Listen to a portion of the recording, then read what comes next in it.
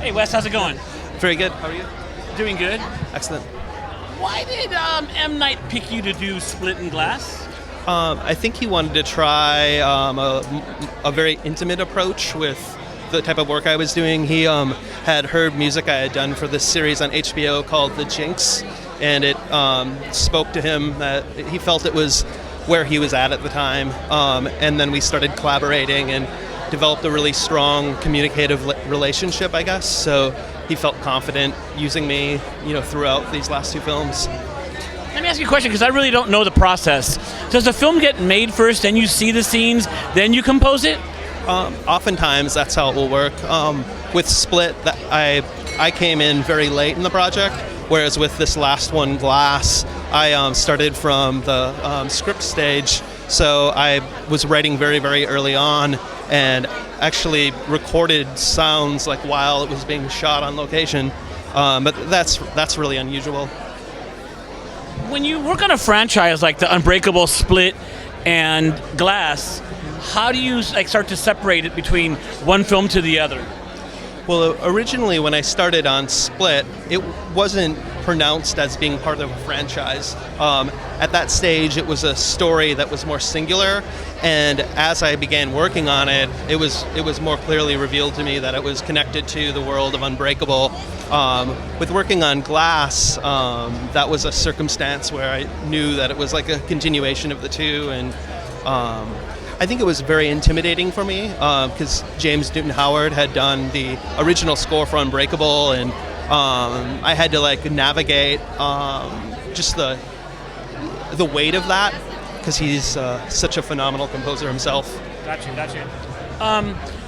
Glass had more shocking moments in it, like cha-cha, cha-cha, more than Split. So I don't know what I'm talking about. I'm a fan, so I'm going back to cha-cha. Yes. So for Glass, you had to put more impactful points, correct? Yes, I think I think a big rationale behind that purpose was the feeling that time was running out, and a lot of time had passed, and so much was at stake. These were it was the final hours. So it having this pacing was very necessary. Whereas with Split, it lived in almost a dungeonous, underground world, and there wasn't a familiarity tied to it, so it didn't need that same type of energy or that directness. Okay, let's do a look back. So sometimes in my career, I'll look back and be like, man, I kicked butt on that one.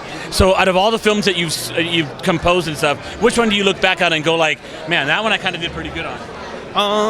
I think I'm kind of still getting there. I feel like I've been still stumbling quite a bit with projects. Can I tell you, you're not stumbling. You're working on some big time films. If you can stumbling success then.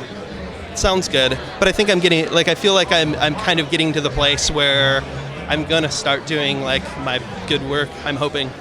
Okay, sorry. Now I got to add another question because you didn't. No problem. You didn't kill it for me. So, who do you look up to as a composer that's here tonight? I'm a big fan of Danny Elfman. Me too. Yes. Why? Does that have something to do with Oingo Boingo? Why? Or is it the style? For me, he connected me at an early age to cinema and music. When I just have very fond memories. Starting with Pee-wee's Big Adventure through on out. So, and also the collaborations with his brother, early on. Watching it with friends. This was a good interview. Well, thank you. Great talking to you, Wes. Great talking to you as well. Sorry, are we gonna get one more guy here? What are you gonna work on next? I just started working on the reboot that Netflix is doing for Unsolved Mysteries. Oh, gotcha. Yep. Okay. Good luck to you. It's a pleasure to meet you. Pleasure to meet you. Congratulations. Excellent. Thank you. Thank you. Right on.